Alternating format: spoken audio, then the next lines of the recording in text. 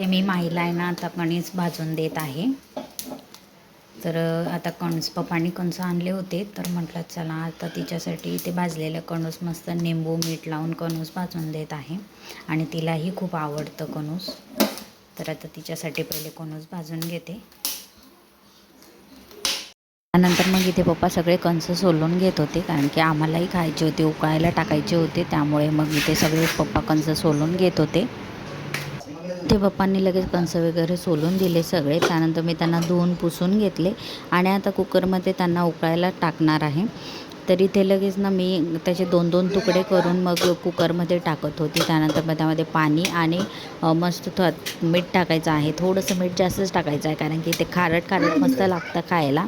तर इथे पप्पांनी लगेच भाजलेलं कणूस मला सोलून देत होते, कारण की माईने थोडंसंच खाल्लं होतं. मग त्यातलं थोडं दिलं मला. त्यानंतर मग इथे मी लावून घेतलं लगेच सगळं, कुकर लावून घेतलं.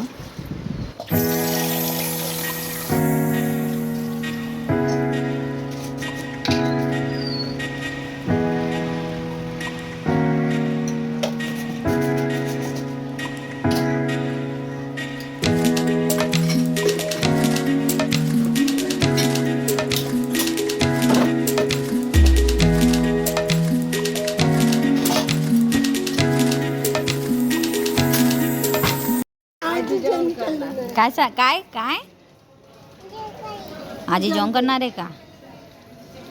आज जेवणामध्ये होतं जिरा राईस आणि डाळ तडका होतं. तर डाळ लावलेली होती कुकरमध्ये शिजण्यासाठी आणि इथे कढईमध्ये पाणी गरम करायला ठेवलेलं होतं. त्यामध्ये आता इथे मी बासमती राईस धुवून घेतलेला होता, तो आता त्यामध्ये टाकून घेणार आहे आणि त्याला शिजायला ठेवायचं आहे. त्यामध्ये आता आपल्याला इथे ना शिजायला टाकल्यावर त्यामध्ये आपल्याला लवंग, 4-5 लवंग, तेजपत्ता, मिरी असं त्यामध्ये टाकून घ्यायचं आहे. त्यानंतर चवीनुसार मीठ, अर्धं निंबू असं टाकून व्यवस्थित मिक्स करून आपल्याला शिजवायला ठेवायचे आहे.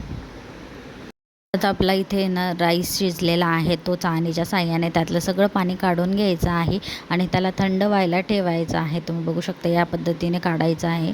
आणि ते आपलं थंड झाला भात की त्याला आपण जिऱ्याची फोडणी देणार आहोत. तोपर्यंत इथे लगेच डाळ तडका करायला घेतला. तर तेल गरम झालेलं होतं कढईमध्ये, त्यामध्ये जिरं मोहरीची फोडणी दिली. त्यानंतर आलं लसूणची पेस्ट होती ती त्यामध्ये टाकून घेतली.